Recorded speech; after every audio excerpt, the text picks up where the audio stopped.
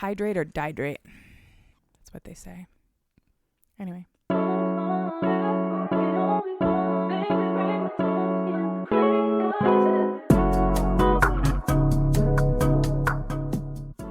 Hello and welcome to Cheap Smut. My name is Katie Mizell. And my name is Carl Mizell. And this is a podcast about me reading books and telling my husband about those books so he doesn't have to read them for himself. It's a real time saver. I really suggest you get yourself a spouse who likes to read and then tell you about those books.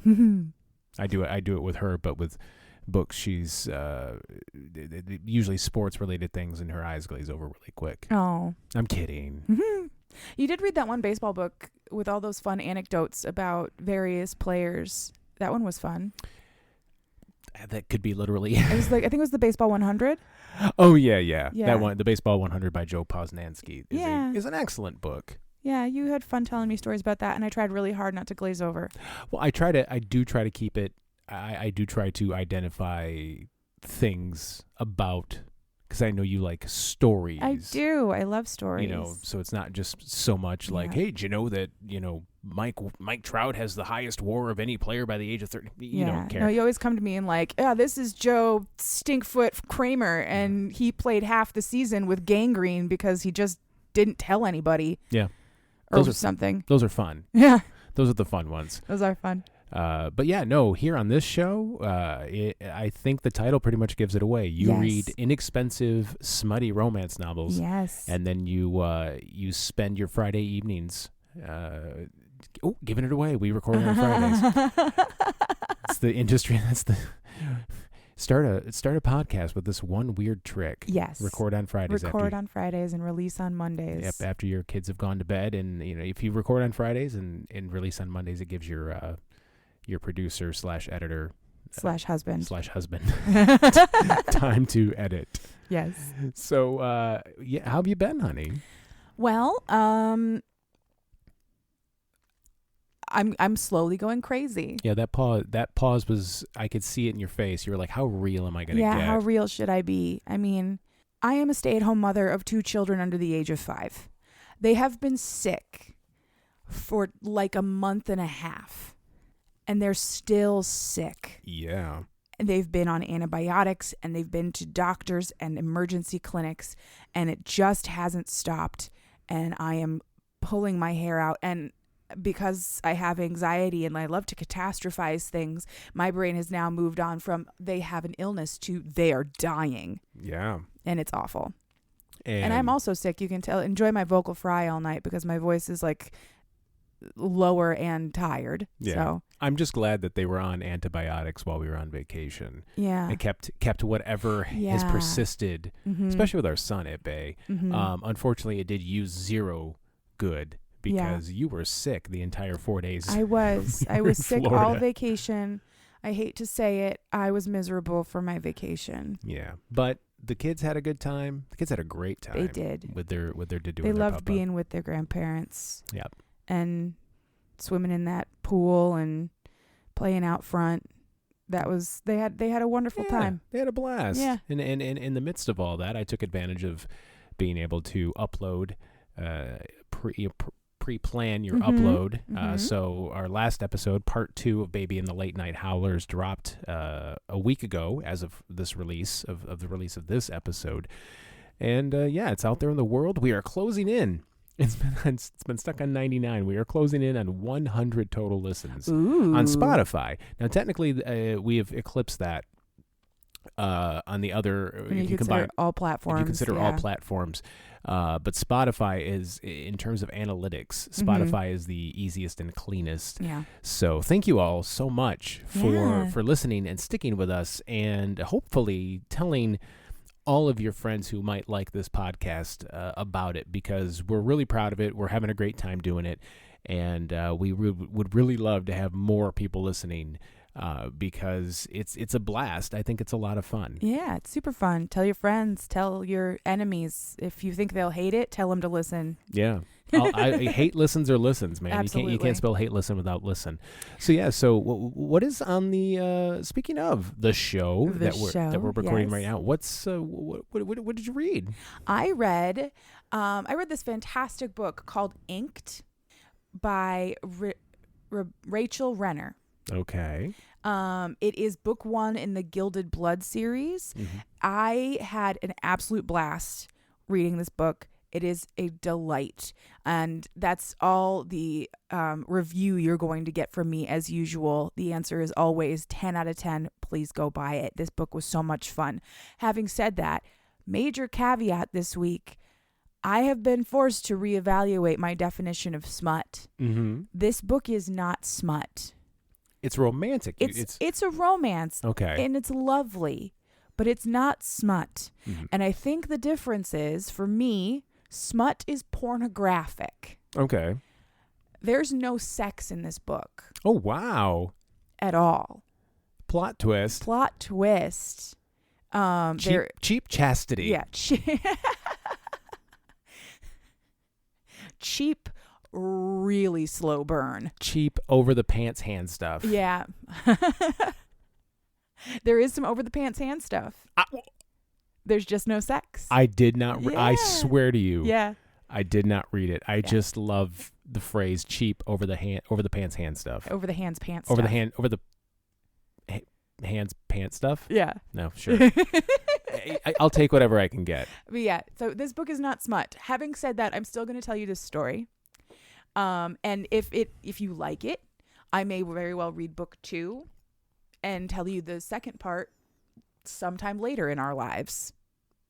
Maybe. Yeah. I think that would be fun. I don't think we always have to cover smut on this show necessarily, but I would like to mostly cover smut on this show. Well, I mean, we did make the executive decision to put it in the title of the show, so I do think that we should stick to that. I feel like we've made an agreement with our listeners. Yeah, no, I think you're probably right. Tacit agreement. People come here expecting smut. Yeah, they should get it. They're expecting scaly monsters who eat ass. And and fist-sized knots of flesh. Fist-sized knots of flesh on the base of the penis. Penises, yeah. So there's your smut.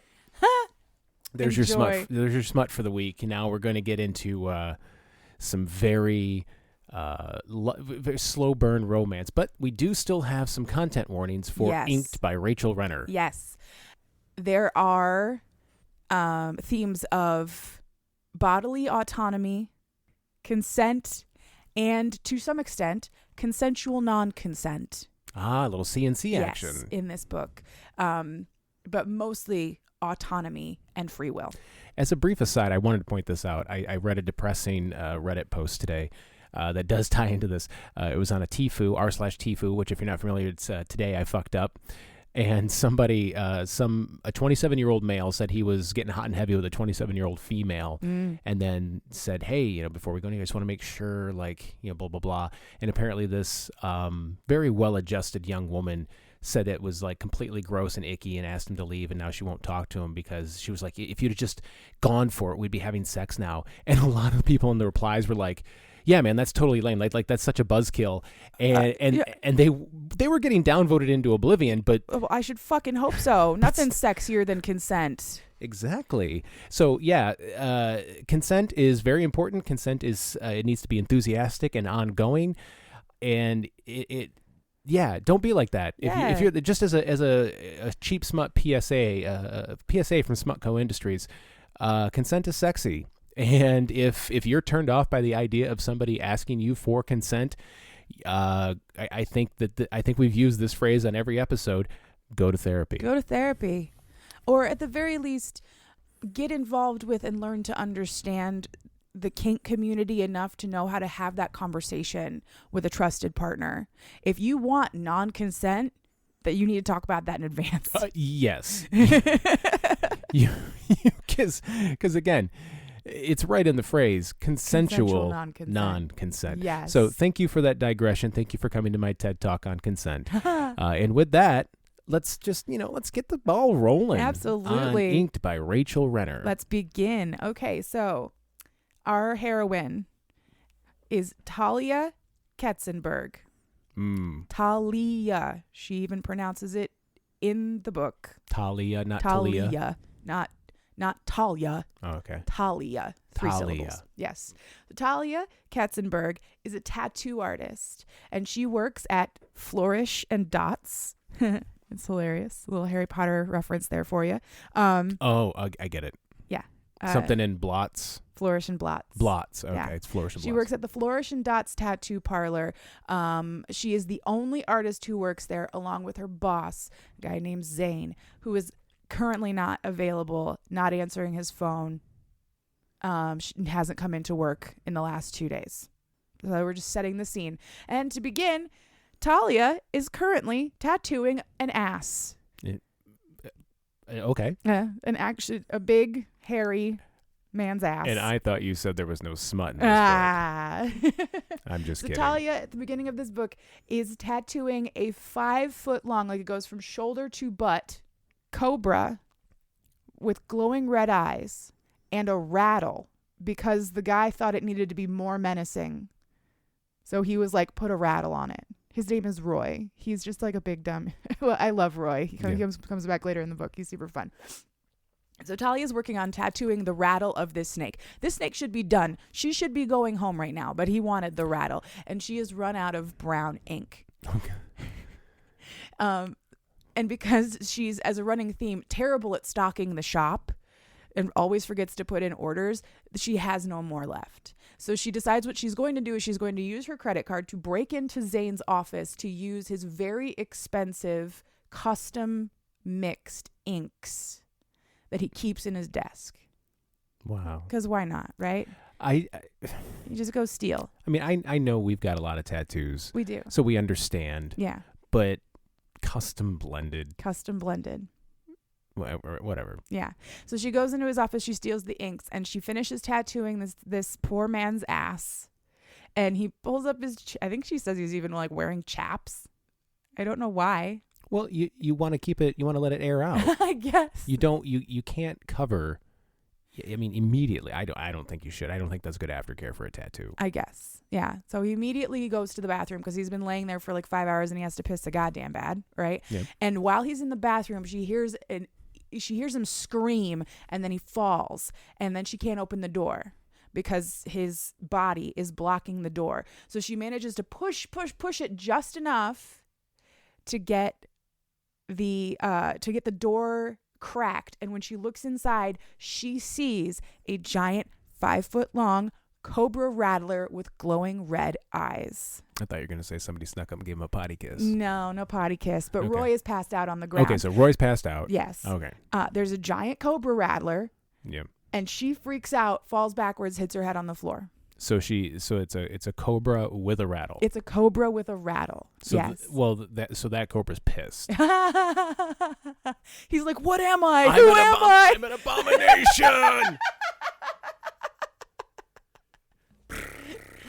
And then, so that's the start. That's the start of our book. Talia is now passed out on the ground. She hit her head, and somewhere in this store there is a 5-foot-long abomination slash cobra rattler. Rattle cobra. Rattler. Yes. So she wakes up and there's police, EMS, and animal control on the scene because she called 911 before she opened the door because she thought Roy had a heart attack. So there's already everybody on the scene, and Roy woke up first, and he told everybody that there was a giant snake. And she's like, "There's a giant snake." And they all think that they just did a bunch of drugs because they can't find a giant snake. Well, no. I mean, he should have wanted something like a liger. A liger? Then everybody would have known. Exactly. Ligers can't get into the drop ceiling, is all I'm saying. Yeah. So she finishes talking to these cops and telling them that she's fine. Everything's fine. It's all okay. The snake must have come out of the toilet. We are in Miami, Florida. That's not the weirdest thing that's ever happened in Miami. So they clear Roy out because he hit his head on the toilet on the way down. That's why he passed out. And as they're rolling him away, she goes, "Oh, can you please make sure to keep his tattoo sterile? Because I just worked 5.5 hours on this big ass tattoo." And everybody's like, "Are you sure you didn't do any drugs?" He does not have a tattoo. I would be fucking devastated. First of all, 5.5 hours of work on a giant tattoo on this man's back and it's fucking gone. As long as I get paid, I really don't. She didn't get paid. That's the thing. Oh, the worst. Fucking Roy. I know, right? So anyway, so she gets everybody out of the shop. She goes back to Zane's office to look at these special custom blended inks that he's got, and they are impossible. Like they shimmer like they're full of glitter, but they're tattoo ink. Tattoo ink does not have glitter in them. They are multicolored. There's a bottle of rainbow pigment that like you can't have. It should just be brown, but it's a rainbow pigment. They've got names like Galaxy, and it looks like an indigo sky full of stars. Platinum, that literally looks like liquid metal. Opal, which looks like if you could melt an opal. And she realizes that Zane only uses these inks on special clients. She can't work on these clients. They are Zane's clients. And something fucking weird is going on. I'd say so. But before she can get too far into it, her mother calls. And she answers because Talia is Jewish. And she has a very Jewish mother. I am not Jewish. Nor am I. But I grew up in a neighborhood with a lot of Jewish people, and I grew up with a lot of Jewish kids, and I've met a lot of Jewish mothers. This is an over-the-top dramatic Jewish mother, but she's not that far off the mark. I fucking love Dee Dee Ketzenberg. She's fantastic. I got nothing. Yeah. I got nothing here. She's hilarious. But so she calls and she's giving Talia a hard time for everything. The fact that she didn't finish her degree and now she works in a tattoo parlor and, you know, all the other. She's fretting. She's fussing. She's absolutely appalled that Talia moved 20 minutes away from home. Oh, dear God. To the worst part of town, which is the art district. It's a very upper class part of town. Yeah. But it's nothing's ever good enough for Dee Dee Ketzenberg. Nothing is good enough for her daughter. Yeah, what does Dee Dee do? Dee Dee is a widow. She's a retired widow. Well, I feel awkward now. Yeah. Talia decides that the best thing that she can do to try and figure out what's happening is to tattoo herself with these inks to see if whatever she tattoos on herself also comes to life. So she tells her mother that she's going to get a tattoo. Her mom has a fucking verbal heart attack on the phone and she's like, bye, gotta go, bye, love you, bye. Oh no. Oh no, we are losing connection in the middle of downtown Miami. Oh no, my phone's floating away. Talia eventually hangs up on her. She grabs a bottle labeled platinum and decides that she's going to tattoo a ring on her own finger to prove her theory. Here's the problem, that Talia is terrified of needles. She works in a tattoo parlor, but she has never had a tattoo. Okay. She is unable to tattoo herself. She has like a panic attack trying, and she eventually just doesn't. So instead, she takes out feather quills from Zane's office because sure, why not? He's got bottles of impossible ink. You might as well have feather quills. And she draws a ring on a piece of paper, but it does nothing. So she folds it up and puts it in her pocket and decides that she's just going to go home. This day is fucked anyway, and her boss isn't even there to tell her not to go home. So she's just going home. Lock up. Yeah. The next day she comes to work to find that she has locked the keys inside of the store. Oopsie. But when she's looking through the glass to try and figure out a way to get these keys or to get into the store, she sees the Cobra Rattler again. It's not a hallucination. It's definitely there right in the middle of the store. Keys are hanging off the rattlesnake's like, come and get it. Looking for this? Yes. Oh, clever. Yeah. Yeah. You gotta make a snake joke. Gotta living with a parcel tongue, folks. Look out. So she's terrified now. She realizes that this wasn't a hallucination. It wasn't a dream. She's definitely made a snake come off of a man's butt with magic ink. I can't make that claim. So, not credibly. She decides the only thing that she's got left to do now, because she can't get into the store and she doesn't want to get into the store because there's a fucking giant rattlesnake in there. Cobra, Rattler, Cobra. I believe we settled on Rattle Cobra. Yeah, Rattle Cobra. So since there's a giant Rattle Cobra in the store anyway, she doesn't want anything to do with it. So instead she goes to Zane's apartment. She's been to Zane's apartment one other time, so she knows where he lives. And while she's on her way, she's sort of reminiscing about how she got this job. Talia was one project away from finishing her art degree at some prestigious art school in New York. But then her father died and her mom moved to Florida and she moved with her mother. And she was completely aimless and had no idea what to do with her life. So she just started schlepping her portfolio around the art district. And the only person who offered her the time of day was Zane. And he took her on as an apprentice, paid her triple what any other job would be paying her, and didn't accept any apprenticeship fees or anything. She owes a lot to Zane. So she's trying to figure out where he is. He's not home.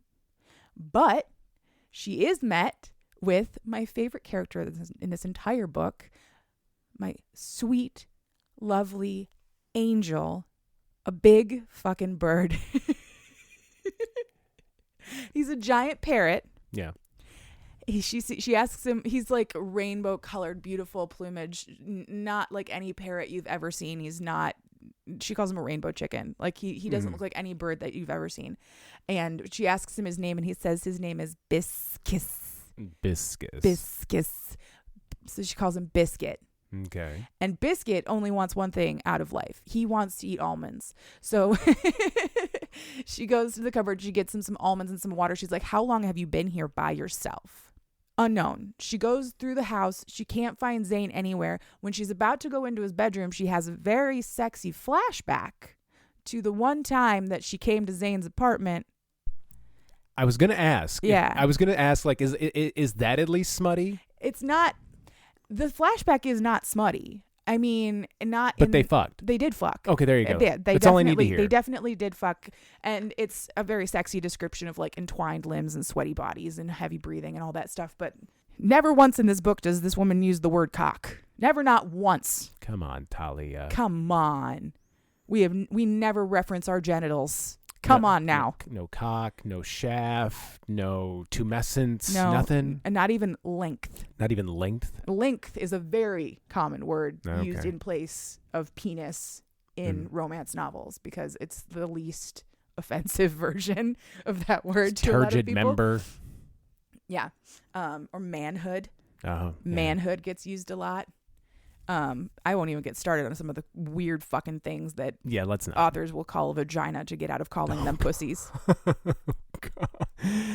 Oh, there you go. I would love if one day we get to a point where like this podcast becomes more than a podcast, I would love to write a smutty thesaurus. A smutty thesaurus? Oh God, yes. A smutty thesaurus for the burgeoning smut author in your life. Seriously, you got to know all the different words, unless you're writing like fucking smutty smut, and then you're just using the words. Yeah. You know that you've hit podcast gold if somebody uses the "See you next Tuesday." Yeah, that's true. Or not. Sorry, you know that you've hit smut gold when somebody uses the "See you next Tuesday." I was gonna say. I don't remember. I don't remember Mark Maron ever calling any of his guests that. But anyway, yeah, you know that you've hit smut gold when somebody uses that word, and it's always like shocking. Yeah, I listen to a lot of my romances in audio form because. What else am I doing with my ears all day? Just listening to children. So I'll just turn on a book. And if I hear that, I'm immediately like, I'm like a meerkat. I'm like, what? I think it's funny that we keep dancing around the word and we're not even going to say, okay. 1, 2, 3, cunt. There, I said it. Now we're done. So Biscuit. Back to Biscuit, my beautiful sweet baby Biscuit. All he wants is almonds. So Talia feeds him, and then she goes has the sexy flashback. She has the sexy flashback, but all she finds in the bedroom once she actually finishes her sexy flashback and opens the door is this big leather-bound book, and she doesn't know what it is. It's not in any language that she recognizes. She says it looks a little bit like Hebrew, but not really. And while she's flipping through this book, Biscuit starts asking her for help. And when she's like, what is it, boy? What do you want? He gestures towards the book. So she reaches for him, trying to pet him and calm him down. And he bites her. And she's like, ow, you fucking little shit. But then she's gotten blood on the page of this book. The symbols on the book begin to glow and shift. And Biscuit starts telling her over and over, gold blood, gold blood, gold blood. Talia has gold blood. But before anything else can happen, her mother calls and she answers. Why are you answering your phone, Talia? The best thing that ever happened to society was caller ID. Right? You don't have to. You don't have to answer. And cell phones, you can turn off. Or, as I've done sometimes, just throw them as far the fuck away from you as you can and then walk in the opposite direction. So if I throw it north, I'm going to run south and I'm going to be even further from my phone. Mm-hmm. You don't have to answer your phone, people. Right. But so she answers the phone and her mom is losing her shit because she thinks by now Talia has definitely tattooed herself. And apparently they have to move the family plot because if you have a tattoo, you can't be buried in a Jewish cemetery. I've heard that. And she's already talked to the rabbi about how they can fix this, et cetera, et cetera. But in being reminded of the tattoo, Talia reaches into her back pocket to look at the piece of paper that she drew the ring on with the platinum ink. And as soon as her bloody finger touches the paper, the ring falls out onto the ground. So something weird is happening. Okay. And it all has to do with Talia's blood. Mm. Once she gets her mother off the phone, she goes back to the book and she realizes that the symbols are like moving and shifting around and her eyes are starting to cross. And when she like shakes her head to like get her eyes back into focus, she can read it. It's suddenly in English, as if it has always been in English. And it is a book of symbols, and each symbol is an accompanying description and instructions on how to draw it, because this is magic. These are runes. It's symbol magic. Mm-hmm. And this is a grimoire. Zane's been holding out. I don't know why he would tell her, but yeah. Zane's got a big fucking book of magic runes. And as she's flipping through and looking at all of these runes, she realizes he's got several of these like painted around his apartment inconspicuously. And the only thing out of place in this entire apartment is a coffee cup with a rune drawn on the side of it. So she flips through the book to figure it out. It says that it is a transportation rune. Okay. So she's trying to figure out what exactly to do in this situation. Biscuit brings her a Sharpie for some reason that she takes and she puts it in her pocket, and then she grabs a bag of almonds and a bottle of water and takes the bird, and they go back to the tattoo shop. But because the keys are still locked inside, Biscuit opens the book for her to a page marked Unchaining rune. She draws it on the door, but nothing happens, and she's trying to figure out what the fuck to do. Biscuit bites her again, and as soon as she grabs the doorknob, like getting up to leave because she's pissed, the doorknob disintegrates and she's inside the shop again. So between some combination of these runes that you have to draw like meticulously in a specific order and a little bit of her blood, Talia can do magic. Yeah, I hope at some point she kind of like gives Biscuit a look and it's like, I'm gonna go get a lancet, quit with the fucking biting. Yeah, exactly, right? Yeah. Oh no, what are we gonna do? Don't you Biscuit, no. Biscuit, be good. Good Biscuit. Good Biscuit. The problem is that she's terrified of needles. So how's she going to stab herself? Probably the best thing that she can do is let this bird bite her. Well, shit. I mean, I used to get, when I was in the Army, I used to get that all the time. I'd go in for my medical and I'd have to get shots or vaccinations or whatever. And they'd be like, oh, look at all those tattoos. And you're still afraid of needles. Big difference. Yeah. Big difference. Yeah. Same thing when you were going through all of your pregnancy issues and you had to, test your blood sugar. I was curious, but it took like 30 minutes for me to build up the courage. Yeah, you straight up had to be like, I don't think I can do this a bunch of times. Yeah. Yeah. Stabbing your finger is hard. I had gestational diabetes with both of my children. So I've been stabbed in the fingers and in the belly so many times. I can sit for hours getting tattooed, but getting one shot sucks. I've gotten a lot better thanks to the Army. Go Google bicillin or peanut butter shot. Ugh, God, just the thought of and it. And then quiver in fear. But anyway, so they're back in the shop. It's just Talia and Biscuit, and they go back into Zane's office, and Talia finds the exact same transportation rune on Zane's filing cabinet. So she's like, I don't know what to do here, but we'll give it a go. She puts her bloody finger on the rune, and the filing cabinet starts glowing like it's got a nuclear device inside of it.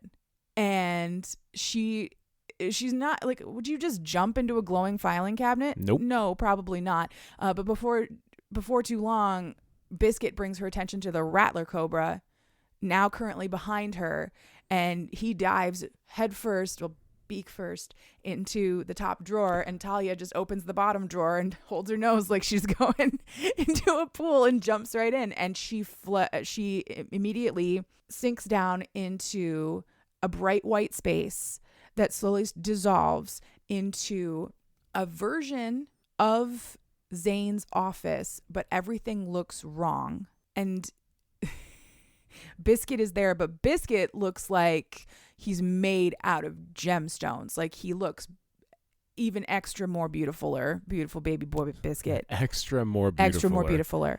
And she's trying to figure out what to do next, and out comes Zane. Zane has been hanging out in this version of his office. Just getting some peace and quiet. Right. Fucking, if I had a trans-dimensional portal in a filing cabinet, I'd jump into that shit every day. I got 2 little kids. Are you kidding me? Work from home. Fuck that. Work from magical filing cabinet. Exactly. Although that is a very unsanitary form of magic, just smearing blood everywhere. Yeah, it is. But I like it. I do. Yeah. I remember you saying that while you were reading it. You said that you really liked the magic system, or the way Rachel Rener did the magic in this book. So. Yes. But you didn't want to explain it. Oh, I don't want to go into all the details, because I want people to read this. Mm-hmm. And if I break this all down for them, what's the point? Exactly. Right? So Zane is there, and Zane is book boyfriend material. For anybody who's curious, he is, from description, of Latino descent, but in this world, he looks like he's made out of like copper or something. Like, he's shiny, and he's got bright green eyes, and his hair is long and luscious and flowing, and he's got like a 12-pack or something stupid like that. He's big. He's boyfriend material, like book boyfriend, big. He's for some reason just wearing a vest and no shirt. Big muscly guy. I think he's wearing like a skin tight t-shirt. His hair's blowing in the wind. There's no wind. There's no ventilation in this room. Where's this wind coming from? Zane also happens to have the Cobra Rattler. But he tells her not to worry about it, because blood creations very rarely attack their own creator. And she's like, what the fuck are you talking about? Oh, thanks for just clearing that up. Good. I'm completely on board with literally anything else you're going to tell me tonight. Great job, Zane. You did so good telling me exactly what I needed to know. But he tells her to tell the Rattler to go home, and she does, and it just disappears. So she does have control of this thing. It's pretty cool. And when it goes home, it apparently goes back to Roy's ass. Poor Roy. Just sitting there minding your own affairs, and then all of a sudden, do I have a healing tattoo on me all of a sudden? And suddenly my tattoo is back. Yeah. And it's 2 days healed, so it's itchy. Yeah. Oh, God. Suddenly I feel like I need a bucket of Aquaphor. Yeah. Or whatever. So Zane explains to her that they are now in the Fae realm. It's a dimension right on top of our own where magical creatures live and magic is normal. But the magic system, like I said, it's super, super cool. It's all based on blood types. Okay. So apparently all Fae, all mythical creatures of this realm have the same blood types as human beings. But your blood type determines the kind of magic that you can do. I'm A positive. What can I do? I'm A pos. I can answer that question. Am I jumping too far ahead? I wasn't going to go into this, but there is a really cool appendix in the back of this book that will tell you are A positive. You are a limited extractor. Yeah, I figured A pos is pretty common. You have a limited capacity to separate magic from ingredients or objects, often rendering them weaker, though not entirely inert. Harnessed magic cannot be repurposed or channeled without the cooperation of an endower. When I was in high school, I had a science class, and we could have pricked our fingers and tested our blood to find out what blood type we were. Mm-hmm. I did not find out until I enlisted in the military. So that's how big of a chicken I was about that. So I am also A positive. I found out that I was A positive the first time I donated blood in high school. Yeah. At one of our blood drives. I'm very precious about my blood. Yeah. No. Nobody can touch it. Yeah. Nobody can have it. Anyway, so speaking of precious blood, the reason why Talia's blood works like this is because she has the rarest blood type in the world. She has Rh null blood. I didn't even know that was a thing. It's less than like 50 people in the entire world have Rh null blood. Have you ever seen, there's this really cute meme that floats around every once in a while of this gentleman from, I want to say New Zealand or Australia, who has Rh null blood, who would donate every single week. Because Rh null blood is one of the only ways to save mother and child when there is an Rh incompatible factor in the baby. And he's saved like a couple thousand babies. Whoop-de shit. with his blood type. It's really cool. I'm just kidding. I've never done anything remotely. No. Maybe like one or two people, but I've never said thousands of people. I can credibly claim to have probably saved one life, but that's it. Yeah. You can tell me that story sometime. Yeah. Off pod. But not now. Now we're talking about Talia and her very fancy blood. Her blood is so fancy that now that she's in the Fey realm, she's starting to glow. It looks like she's got liquid gold for blood. Neat. She's like a glowing, incandescent, yellow fucking marker like an is Adam now Warlock looking. Yeah. Is now indicating to everyone that she is incredibly precious and very important. The reason she hasn't known this before now, and the reason why none of the Fae who live in the human world have ever sought her out, is because she's been magically protected by a locket that her father gave her before he died. Dun, dun, dun. Dun, dun, dun. So in some way or another, though she won't learn for several more chapters why, Talia is magic, and her parents knew about it. Both her parents knew. I guess. Okay. So, exposition time. Exposition time. You mean to tell me that I wish that every story that had exposition, it would just be Ice-T. Oh, yeah. Just Ice-T doing the Law and Order thing? Yeah. You mean to tell me? You mean to tell me that my special blood makes me the most sought after magical commodity in all of this entire Fae kingdom? Yes. Yes. Yes, I do. Cool. Yes. I think that would be the best. Right. Well, so the problem now is that anybody who sees her is immediately just going to kill her and take her blood. In the real world or in the Fae world? Both. Oh. Because now that she's gone through this portal, her protective amulet is not working anymore, so she's going to glow in the real world too. And the first Fae that comes across her in the real world is also going to kill her and take her blood. Why? Because you can only do a limited amount of magic with blood type that you have. People have to work in groups in order to accomplish any magic of any great importance. But if you've got golden blood, you can do anything. So why would they kill her? I would think they'd want to keep her alive. That's what I thought. Right? But apparently it's all just kill her and drain it and keep it in a vial. I don't know. Kill her, exsanguinate her, and make the supply finite. Exactly. I don't know. All right. So Zane explains to her that he recognized her magical fancy blood type immediately. But because he's a nice person, he decided he was going to protect her instead of ratting her out or using her blood for his own ends. So that's why he offered her the job. That's why he paid her 3 times any normal salary. That's why he's always been the best boss in the world, et cetera, et cetera. That's why he slept with her. That's not why he slept with her, but I got the impression it was why he slept with her. I don't know. I don't know. I mean, maybe they had true chemistry. Maybe it was just fun. You don't need to have chemistry to sleep with somebody. Shit, I mean, you need to have enough chemistry to want to see him naked. That's really about it, right? I mean, some people I've slept with, I downright loathe. Oh, well, that's sad. Same though. No, I don't like thinking about that. Anyway, before they have any time to really get into any more of the specifics about what's going on, an intruder rune is triggered and Zane demands that they jump right back through the portal. So they do. But when they get there, someone has entered the shop. Even though Talia has blocked the door, whoever has entered the shop can't be stopped by a couch, because that's what's in front of the door is a couch. Zane tells her that no matter what, she needs to stay in this office. And he goes out to meet a woman named Salen. Salen is, I think she said that the description was like a hotter Charlize Theron. Impossible. I know. How dare you? But she's incredibly beautiful. And she's wearing like a see-through top.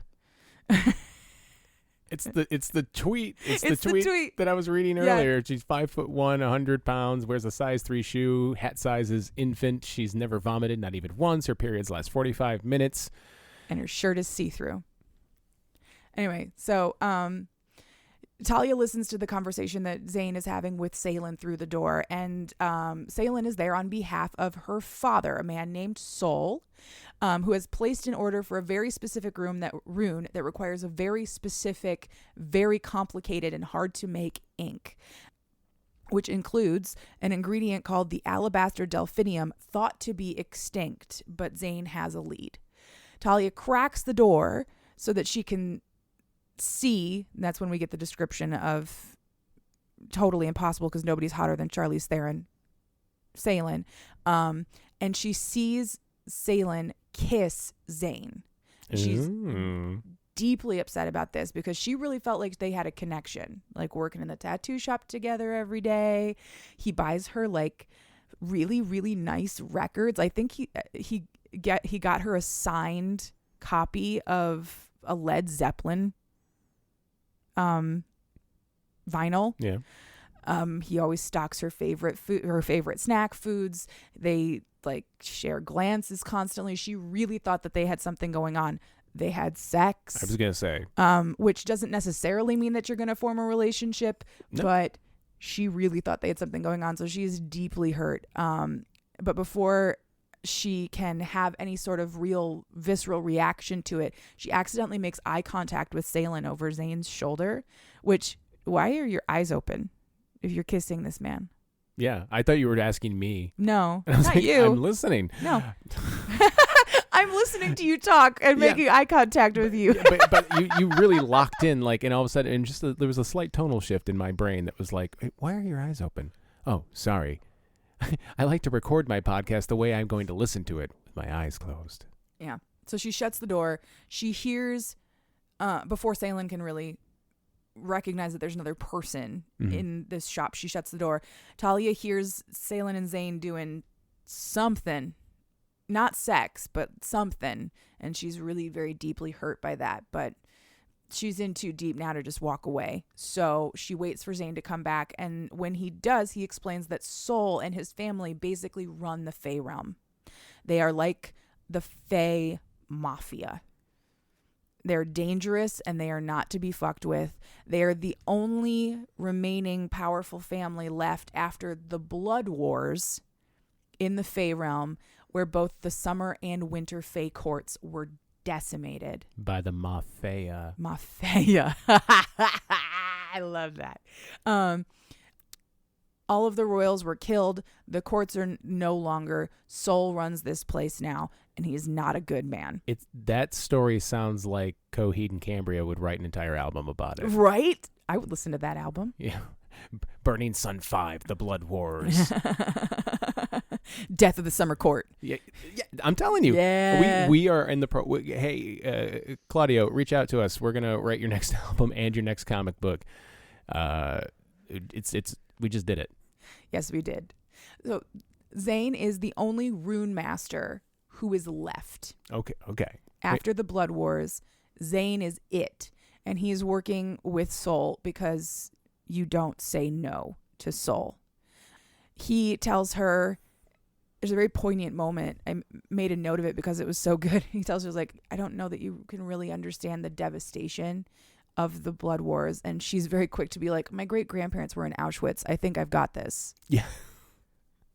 And I'm sorry. Yeah. Like, that sucks. But I do understand where you're coming from, because my entire people were almost destroyed by one despot. She is really upset with everything that she's learned. Who wouldn't be? Right. And she's started to glow in the real world too. So she needs answers. And Zane tells her that the only thing that they can do is find this delphinium that is supposedly extinct, because it is the ingredient in the ink that he needs to make a rune to fix her too. Okay. So she is going to have to go with him so that he can keep her close, keep her safe, keep her protected. And she's like, can't I just hang out at your apartment with your cool bird and like wait for you to get back? But no, she's going with him. In the meantime, he tattoos a rune on her to just turn the glow off for a little while, but it's only going to work for like 48 hours. They don't have a lot of time. If Soul finds her, he will keep her on a permanent IV drip to slowly steal her blood for the rest of time. That's how you get to run the Fey realm with big ideas like that. That is outside the box thinking. All you have to do is keep one woman permanently imprisoned to steal her blood, and you can just run this shit. That's what I'm saying, man. Talia gets the rune. She's freaking out. She's got needle phobia. She hates it. She has flashbacks to her father going through chemo and all of the needles, and it just makes it worse. Zane tries to comfort her, but it quickly turns very intimate. They kiss. He does like sexy growly things. She asks for sex, but he says no. She feels rejected. He apologizes for everything that she's going through, but also for the night that they had together. He says it never should have happened. And ouch. Seriously. God damn.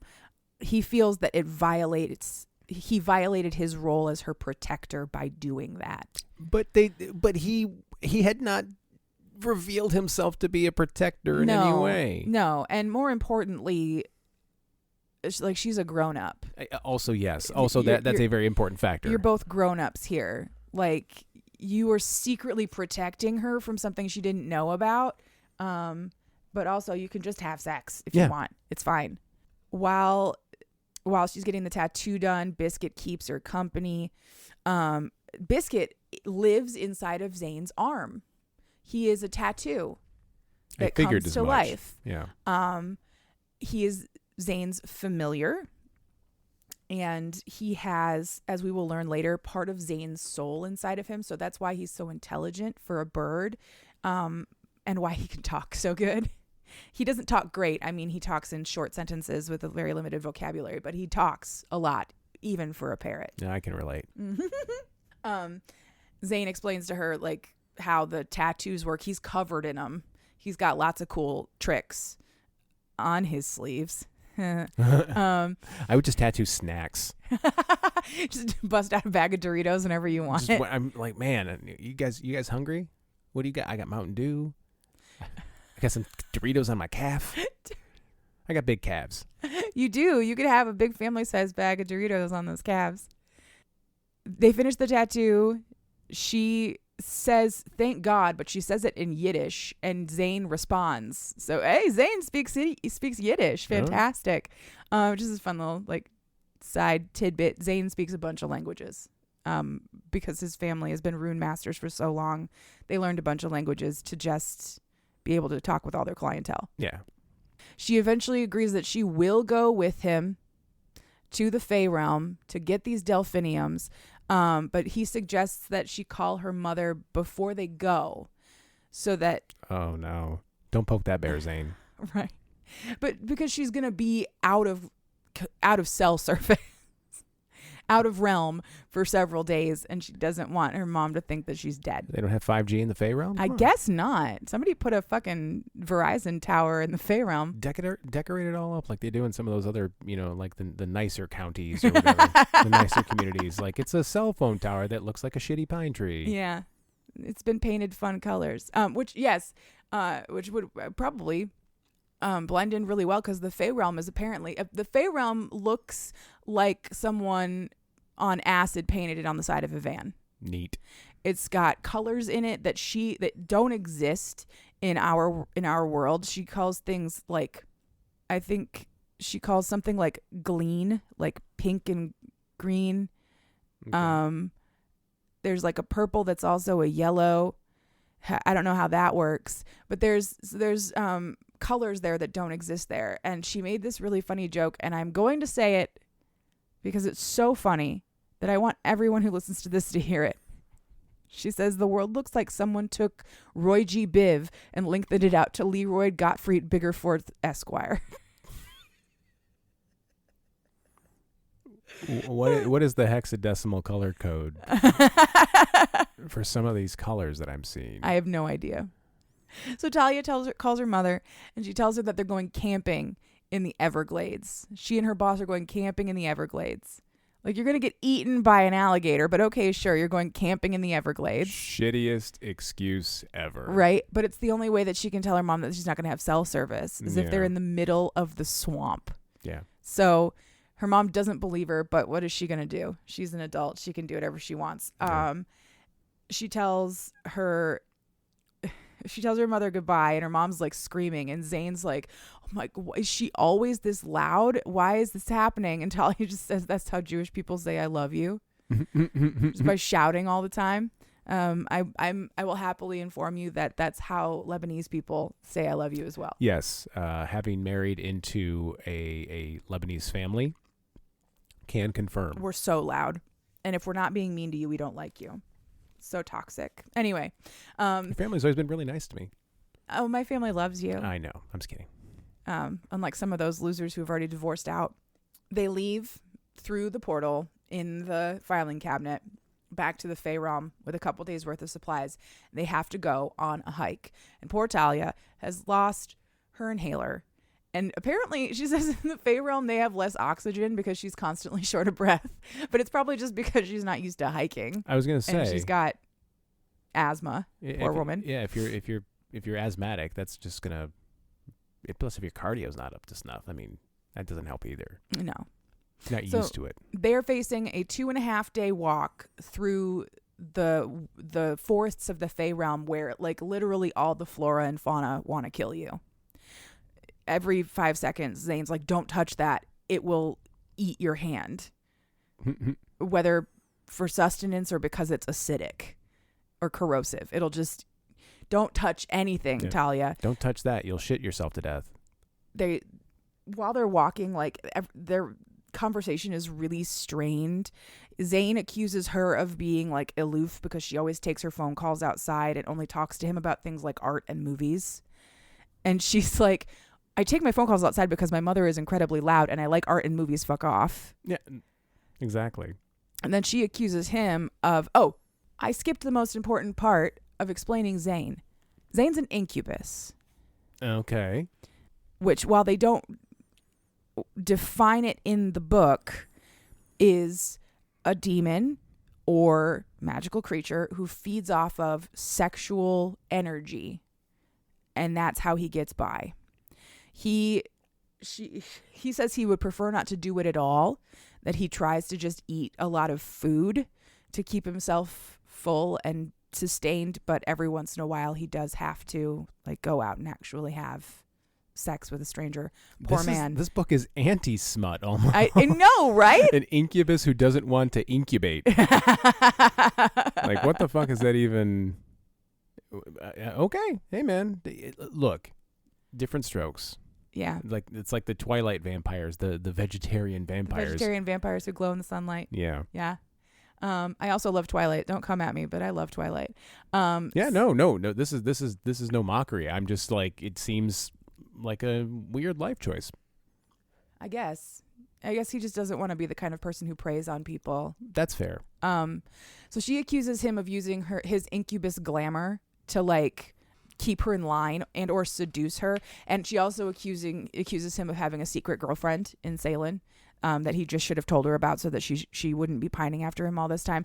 Zane is absolutely appalled. He says he would never use his power against her like that, and he definitely isn't dating Salem. She is a conniving, bitchy, horrible succubus. He just doesn't have the power to tell her no because her father is the most powerful man in the realm. Of the Mafia. I wrote that they were the Fey-realm version of the Borgias, which is really only a funny joke if you like history, but it's an extremely esoteric joke.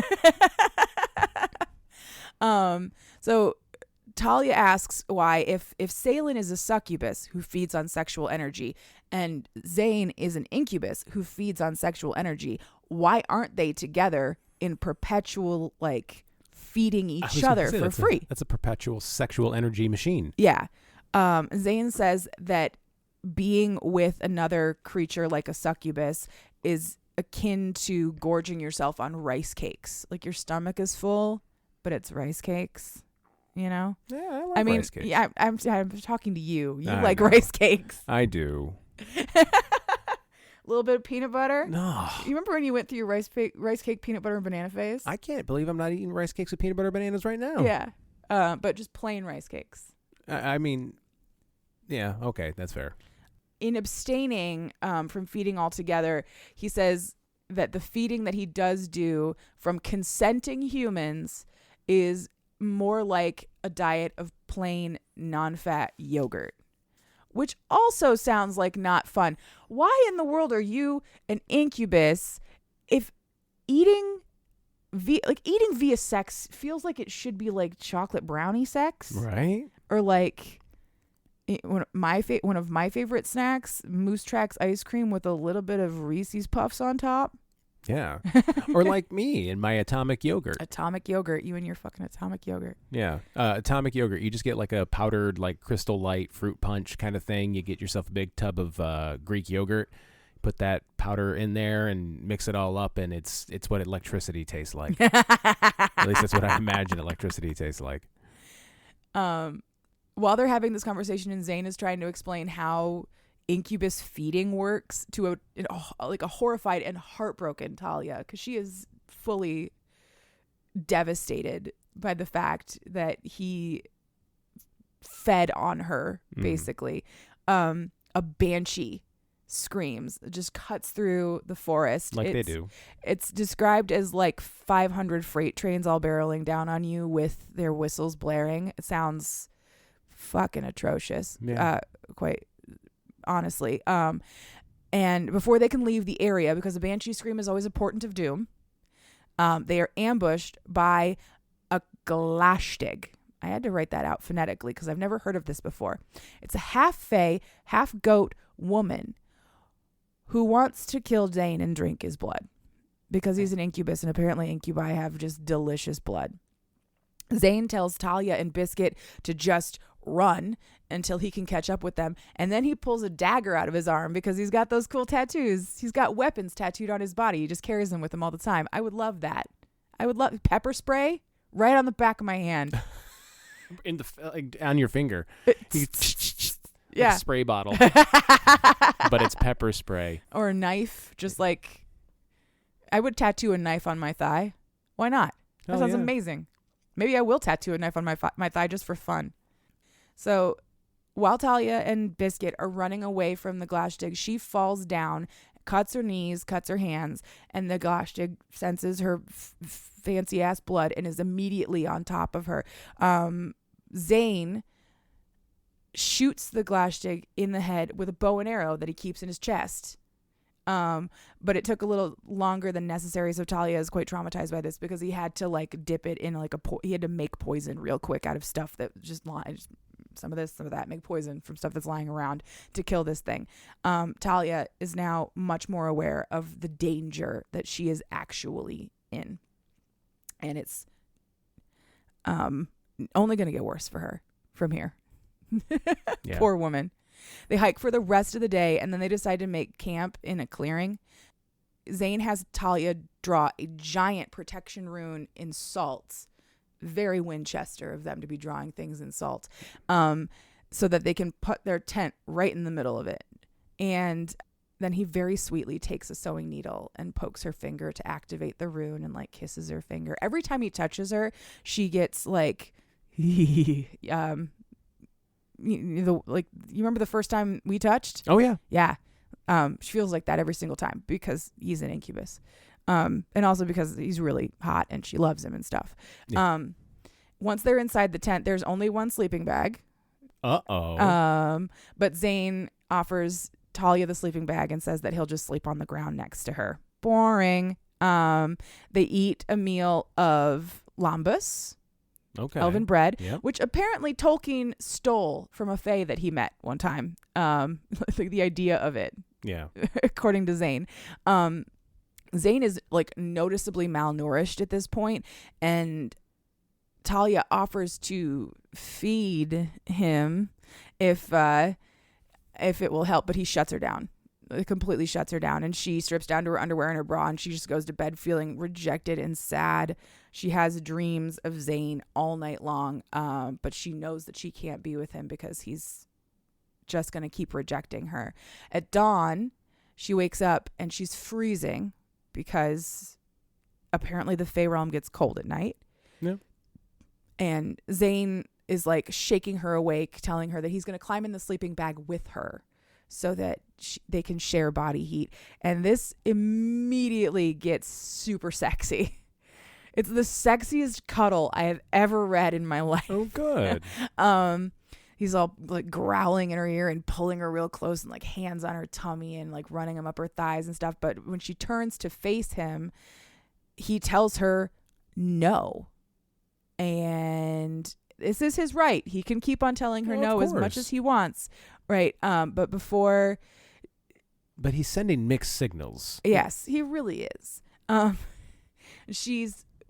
I think she begs him at that point. She's like, please, come on, let's just please. But before they can do anything, she hears the sounds of bones being crunched outside of the tent. Zane tells her to stay put, but she's not going to do that. So she throws on her t-shirt and her boots. I don't even think she manages to get her pants on. And when she goes outside, she finds the protection circle is broken. It has been broken by the blood of a dead deer that dripped onto it and broke the protection. Yep. And there is a giant fachan, Fachan, okay, eating this deer whole.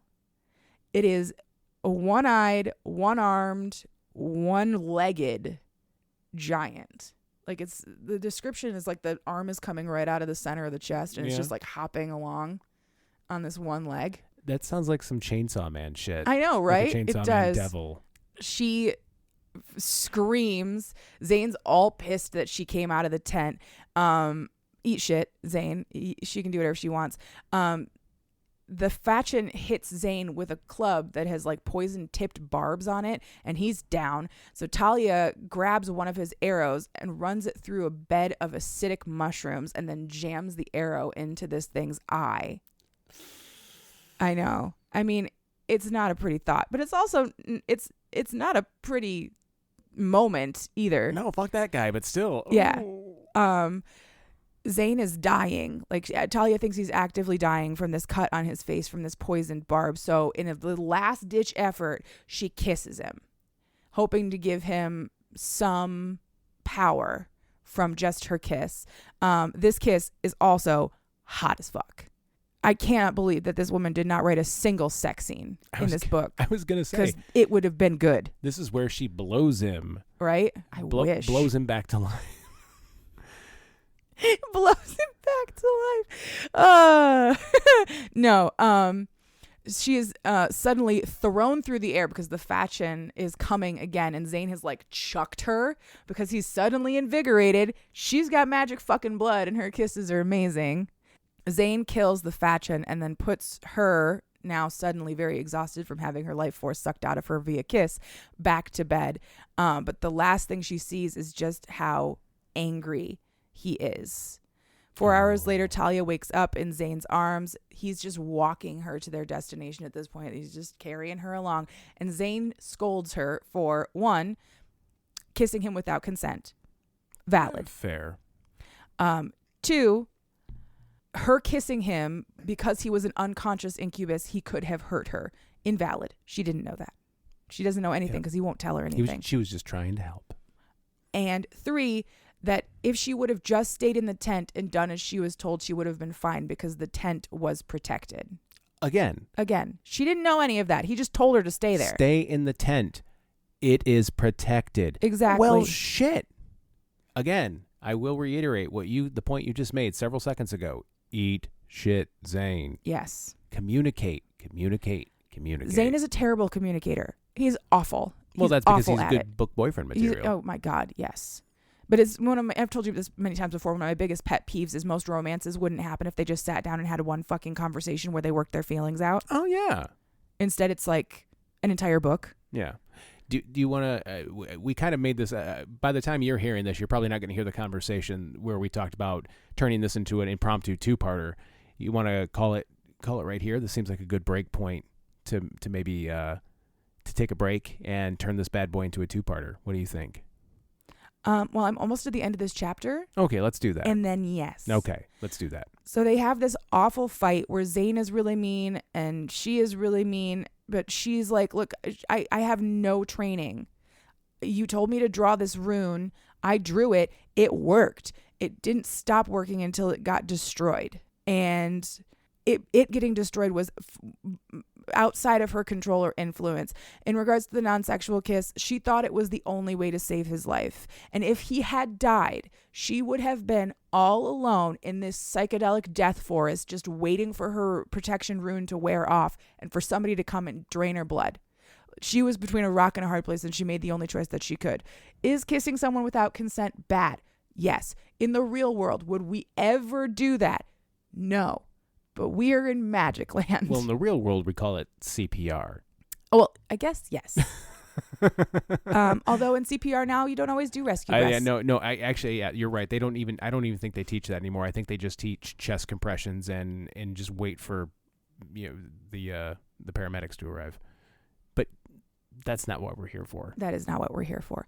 And so anyway, in all of that rant of mine, which you've just heard, lovely listener, the thing that pisses me off the most is that Talia doesn't say any of that shit. She just apologizes.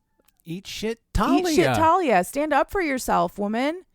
She made the best decision that was available to her at the time. Yep. But because Zane told her that everything she did was wrong, she was like, I'm sorry. Yep. No. Backbone. That's why we have Good Samaritan laws in place. Seriously. To protect Dan. Hi, Dan. You big orange.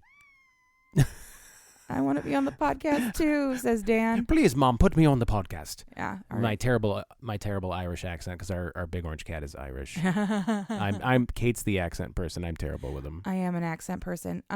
Anyway, so to finish up the chapter, Zane walks away and he's looking, perky as a fucking puppy because he's got all her magical energy inside of him now, and she's just sad because Zane was mean to her and doesn't like her. But again, mixed signals. So many mixed signals. Caressing thighs, touching tummies, growling. Right. Again, if this is a way of him feeding, if this is sort of like a snack for him or something, just say it. Just say it. That's all I'm saying. Communication is sexy. Yes. Yes, it is. Yeah. I would like to kiss you. You can once we turn off the microphones. Right. Yeah. But anyway. If I were to whisper in your ear, I want to kiss you right now. Can I kiss you? Can I please kiss you? I need to kiss you. Dude.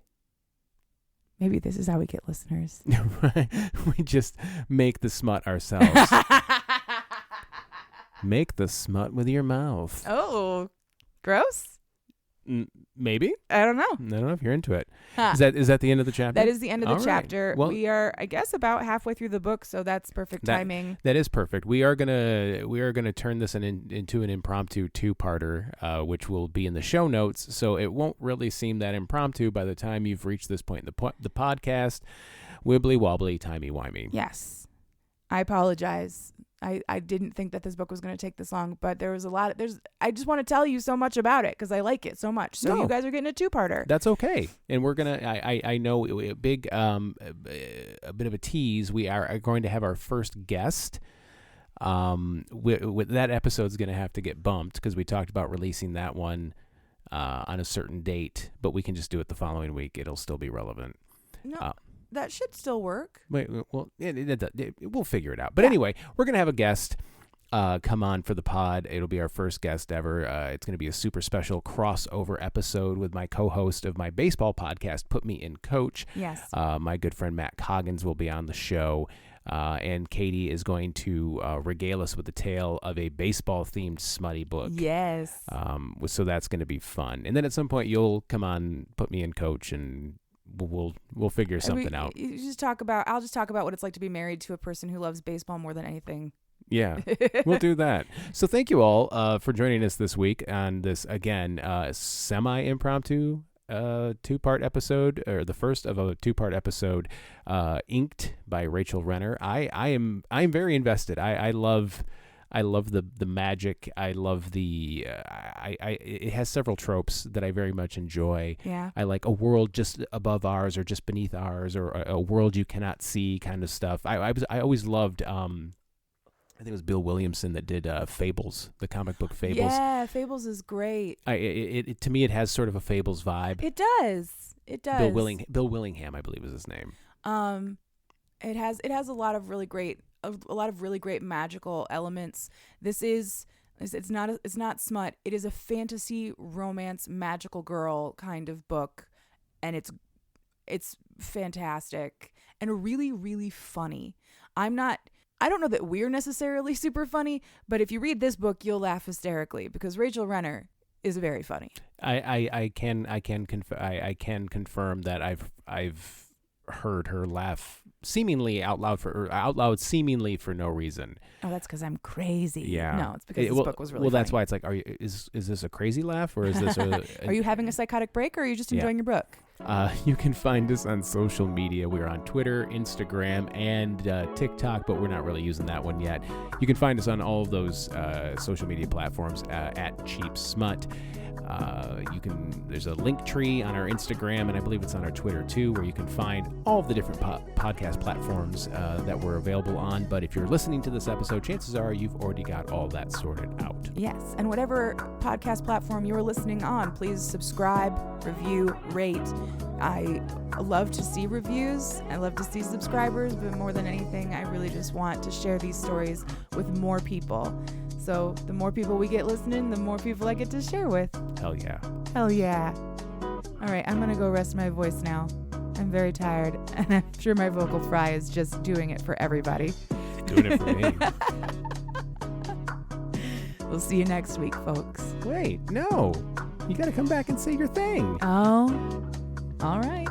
If there's a book in you, write it. And if there's fucking in it, I'll read it. And even if there's not, because apparently I read this one anyway. And she will really enjoy it, and then she will come on this show and explain it to me for your entertainment. Now you can go rest your voice. All right. Bye-bye. Bye-bye.